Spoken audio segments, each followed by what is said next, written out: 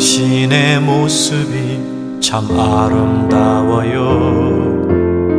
주님의 사랑을 나누어 주는 당신의 모습이 너무 할렐루야. 하나님은 살아계십니다. 오늘 한날도 우리 하나님께서 여러분과 저의 모든 삶에 동행하시고 함께 하시기를 바랍니다. 오늘은 말씀 묵상의 시간, 화요일 아침 열왕기하 19장에 있는 말씀을 중심으로 말씀을 생각해 보려고 합니다.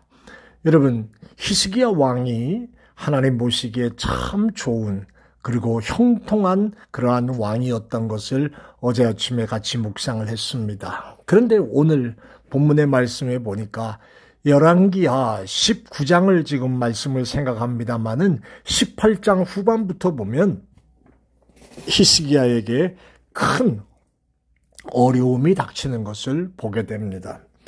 18장에서 13절 말씀 보니까 아수르 왕 산헤립이 올라와가지고 이스라엘을 지금 침공하고 있는 그런 모습이 되고 있지요. 이 일의 내용을 쭉 설명해 보면 몇 가지를 요약해 보겠습니다만은 히스기야 왕이 당한 위기가 뭘까요? 그리고 그 위기의 결과가 무엇입니까? 여러분, 히스기야 왕은 아버지가 행했던 그 친아수르 정책을 폐합니다. 그리고 블레셋까지 쳐서 그 힘이 사방에 알려지게 되자 아수르라고 하는 이 나라가 18만 5천 명이라고 하는 대군을 끌고 수도 예루살렘 성 포위하고 하나님을 회방하는 편지까지 써가면서 히스기야 왕에게 보내서 백성을 우롱하고 히스기야 왕을 격분케 하고 그 다음에 하나님을 조롱하는 그런 모습의 내용을 지금 진행하고 있습니다.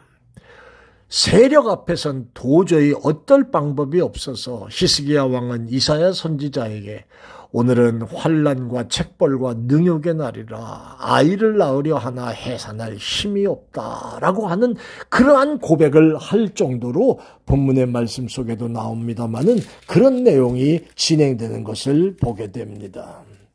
그런데 19장의 말씀 보면 이사야가 이 히스기야에게 걱정하지 말고 절대로 너는 망하지 않는다. 하나님이 함께 하실 분명한 뿐 아니라 그리고 너를 침공해 왔던 그 아수르 왕은 지네 나라에 돌아가서 결국 죽임을 당하게 될 것이다. 이런 예언을 받게 되어지지요.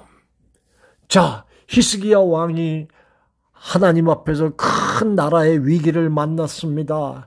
나라가 전부 이 부패가 많아졌던 그러한 모습도 있었고요. 전쟁의 위협 속에서 자기만 잘 살겠다고 하는 간신배들도 나오고요. 여러 가지 것들이 나옵니다. 거기다가 엎친 데 덧친 것들처럼 아수르 왕 산헤립이 이렇게 랍사게라는 전쟁을 장군으로 앞세워서 유다 백성을 모욕하는 그런 일들이 진행되는 것을 보게 됩니다. 그러면서 유다가 우리가 아수르를 버리고 애굽을 더 가깝게 지내려고 하는 것은 상한 갈대 지팡이를 의지함과 같다라고 하는 것이 여호와만 의지고 그를 의뢰한다는 건 말도 안 되는 일이다. 그렇게 얘기하고 아수르의 유다 침략은 하나님의 뜻이다. 이 거짓 선지자를 통해서 또 이렇게 거짓부렁을 얘기하는 백성들로 하여금 신앙의 혼선을 빚게 하는 그런 모습이나 이게 바로 아수르 왕의 그 작전이었습니다. 아수르 왕에게 항복하면 잘 살 수 있다라고 하는 말로 하나님을 버리고 지도자를 불신하고 그리고 나를 섬기라 하나님을 모독하고 백성을 우롱하는 어리석은 말을 하고 있는 것을 보게 되지요. 자, 이 같은 지도자들의 말에 온 백성은 진짜 이리저리 헤맬만 하지만 그러나 이스라엘 백성들은 잠잠하고 히스기야 왕의 말에 절대 복종을 합니다. 임금을 비롯해서 온 백성이 단결하여 한마음이 되어 하나님만 의지하고 그 뜻대로 살려고 하는 히스기야의 말에 절대 복종하는 민족의 단결을 보임으로써 우선 먼저 엄청난 위기를 극복하는 큰 힘이 되고 있습니다. 그리고 하나님 제일주의로 행하는 히스기야 왕은 국방의 요인들을 만나 의논하기 전에 먼저 전능하신 하나님 앞에 나아갑니다. 옷을 찢고 베옷을 입고 앉아서 회개하면서 모든 중신들에게 굵은 베옷을 입게 하고 하나님의 사람 미사에게로 보내지요. 그리고 우리를 위해 기도해달라고 진행하는 그러한 모습을 이 왕이 지금 보여주고 있습니다.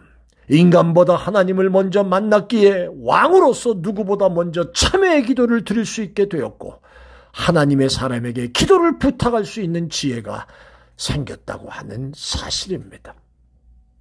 자, 그 결과가 뭡니까? 여러분, 하나님 앞에 회개하며 눈물로 통회하고 엎드려 기도하던 히스기야의 기도를 하나님이 들으시지요? 어떤 예고를 하나님이 하십니까? 열왕기하 19장 29절 이하의 말씀에 보면 금년에는 스스로 자라난 것을 먹고 명년에는 거기서 난 것을 먹되 제3년에는 심고 거두며 포도원을 심고 그것을 먹으리라. 아수르의 침략으로 그동안 경작되지 못했지만 2년이라는 기간 동안은 자연적인 산물로 모든 백성을 먹일 것이다 말하고 2년 후부터는 경작하여 생산된 것이 식량이 되게 하신다. 경제적인 문제를 직접 간섭하고 역사해 주시는 모습을 있게 하시고 또 열왕기하 19장 35절 이하의 말씀은 이제 직접 쳐들어온 아수르 백성들 아침에 일어나 보니 다 송장이 되었다 이렇게 말할 정도로 18만 5천 명의 군사가 다 죽은 바 되는 여호와의 사자가 아수르 군사를 치시니 송장이 됐다.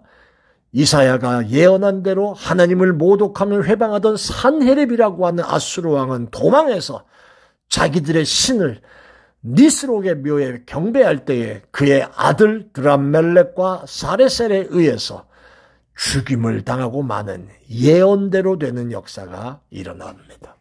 사랑하는 여러분, 우리의 삶을 살아가는 이 땅 위에 누구에게나 위기는 찾아옵니다. 정치적인 위기도 있고요. 경제적인 위기도 있고요. 온 나라에 어려운 위기, 또 가정적인 위기들, 많은 위기들이 찾아옵니다. 그 가운데 연세가 들어가면서 생겨지는 가장 큰 문제는 건강에 대한 위기입니다.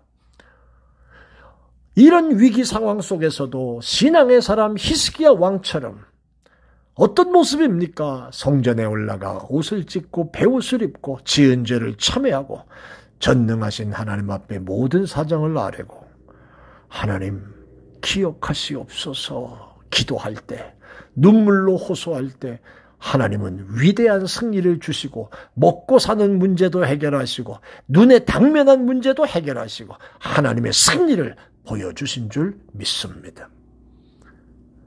히스기야의 이 귀한 은혜가 저와 여러분의 삶 속에서도 순간순간 일어나게 되기를 예수 이름으로 축원합니다. 아멘. 은혜로우신 아버지 하나님, 위기를 만나서 주저앉고 낙심하지 아니하고 하나님밖에는 해결자가 없습니다. 고백하고 간구하며 감사하며 확신하고 하나님의 도우심을 사모할 때 열어주시는 하나님, 풀어주시는 하나님, 해결하시는 하나님의 놀라운 역사가 준비되는 줄 믿습니다. 기도의 승리자들이 되게 해 주옵소서. 예수님 이름으로 기도합니다. 아멘. 하나님을 감동시키고 세상을 변화시키니 당신은 이 세상에